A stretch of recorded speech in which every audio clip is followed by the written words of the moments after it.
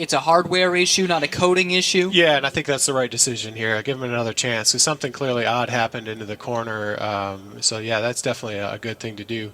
But at the same time, if you look at it, there are two systems on there, and so a lot of the teams have already designed their systems to look at both and compare them, and so it's definitely the right thing to do to let them go out there and run. But they may have to refine that a little bit and make sure they do a little bit more of a sanity check in the future. But watching what it did, it may not have deviated that far one from the other, and it's a difficult thing to get right. And one of the challenges that the teams have struggled with is this engine is hard mounted onto the vehicle. It's structural in the chassis. It's a 4-cylinder engine, has what they call second order shaking forces with the way the crank and connecting rods are designed.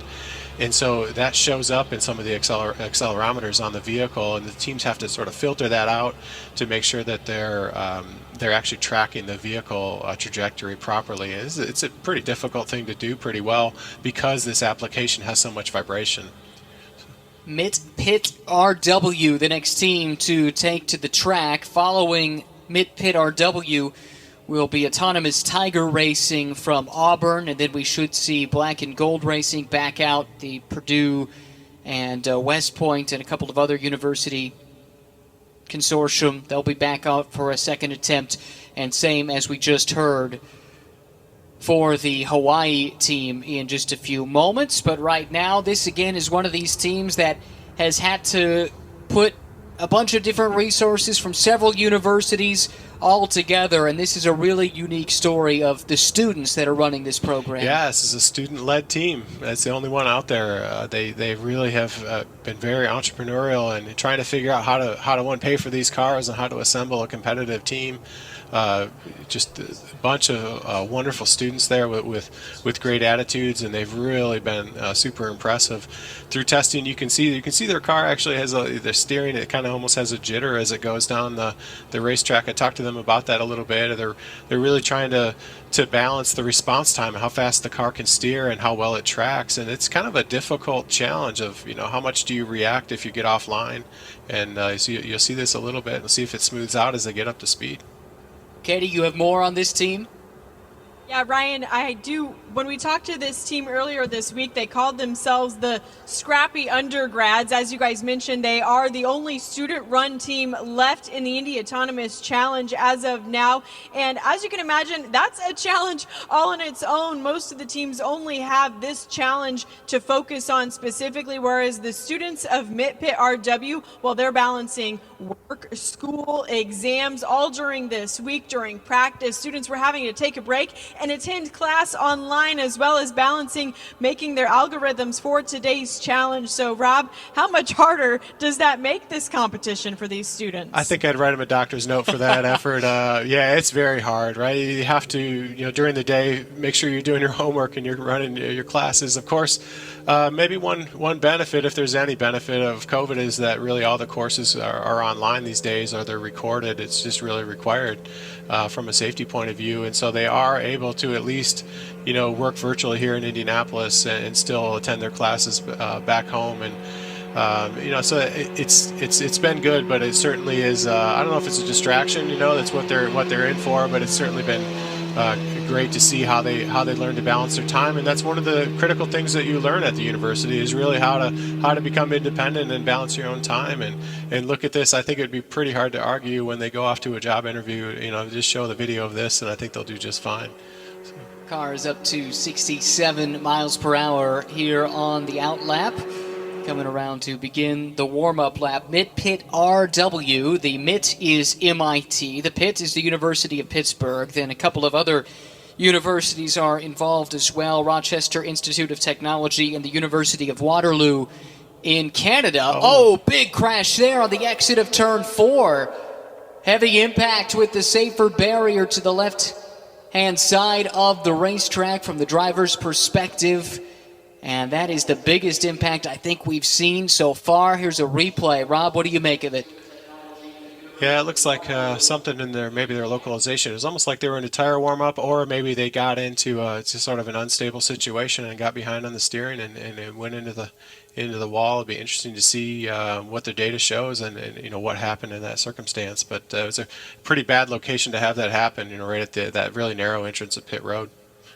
Let's talk a bit more about the steering on these cars. People at home might have heard of drive-by-wire, where electronics control effectively what the pedals do in the car, but this is something that we haven't seen much of. This is steer-by-wire.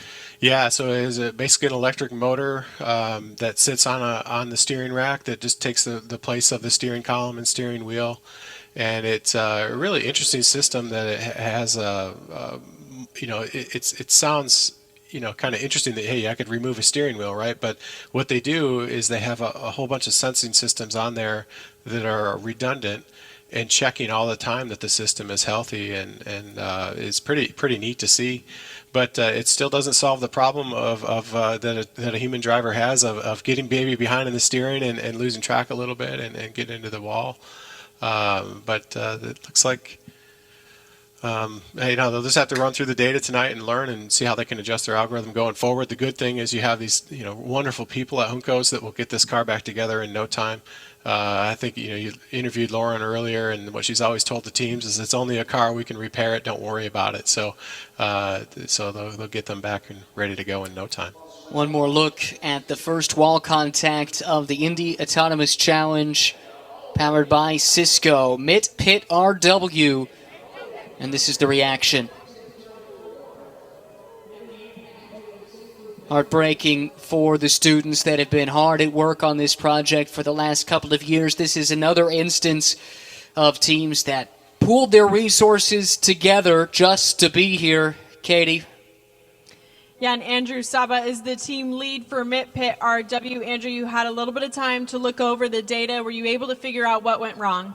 Yeah, the only thing we can really tell right now is that it looks like there was some kind of GPS failure. It potentially might have been yaw, it might have been localization, we don't know. But just from our initial look at the telemetry of what we got back while the crash happened, it looks like there's a GPS failure. Right before our run went out, we were having some GPS issues. We thought, we had them resolved before we went out, but it just wasn't stable, it seemed like. So that looks like what happened. We saw the heartbreak on your team's face right as the crash happened. I feel like I can still kind of hear it in your voice, but you called yourselves the scrappy undergrads. Will you continue? Oh, of course. This is merely just a scratch. We'll be back. I can guarantee you that.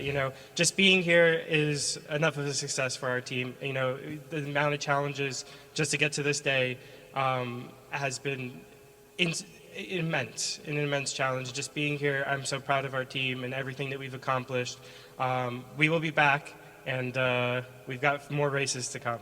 And Ryan and Rob, as you can imagine, Andrew also told me they will not be able to make a second run. It looks like that damage is too extensive. Yeah, certainly. That's going to need a new left front corner for sure and a new wing, and there's no time to get that done.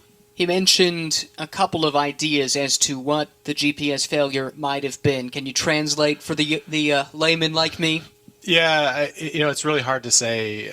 These teams have all developed pretty complex algorithms that use partially the GPS systems and use some of the accelerometers on the vehicle, and it could have been a failure anywhere along there. It maybe necessarily wasn't even a hardware failure. It could have been something else that snuck through in the software, and it's tough. And Andrew he's just been an electric personality. Everybody has really liked him from the start. He's really stepped up, and he was one of the people that was there the day that we handed off the vehicles to them, and just stepped up and said, hey, where can I help out and what can I do? And he's one of these people that will just do anything it takes to be successful, and I have no doubt him and the rest of his team will be going forward. These teams were guests here in May at the Indianapolis 500, and it was there that he met the delegation from MIT. And as they got to know each other a little bit, they talked through the mutual problems they were having with fundraising.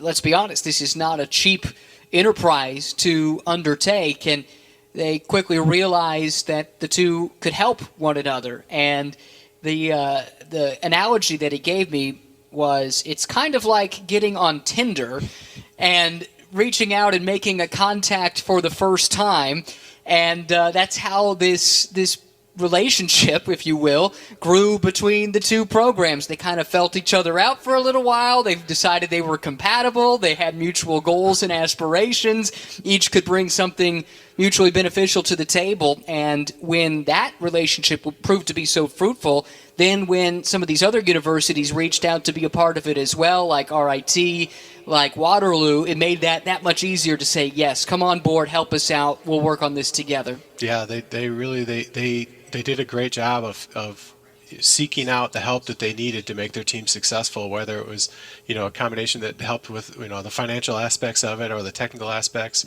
And, they managed a very difficult process through a really difficult pandemic, about how to build a successful race team. And it's pretty hard to argue with the level of education they got during that process. Really interesting program. One of the major members of the team as well, especially from that pit side of the program, Nayana Suvarna, she doesn't even have a driver's license. Yeah, that's right. You see that more and more these days.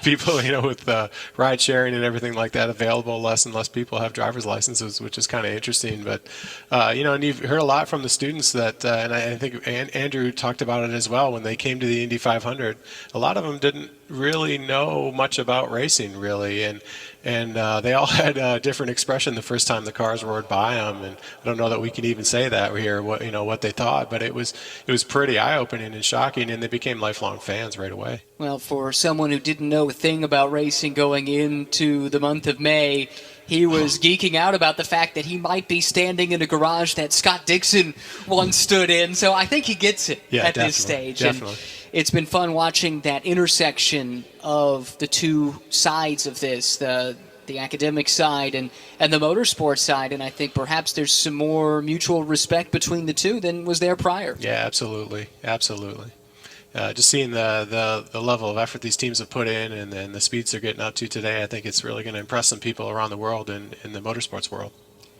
Well, again, it's worth noting that this team, that MIT-PITT-RW and Waterloo, RIT and Waterloo program, they almost weren't here. They basically set themselves a deadline of October of last year to raise the money needed, and that's when they started working on some collaborative aspects and somehow found a way to make it happen.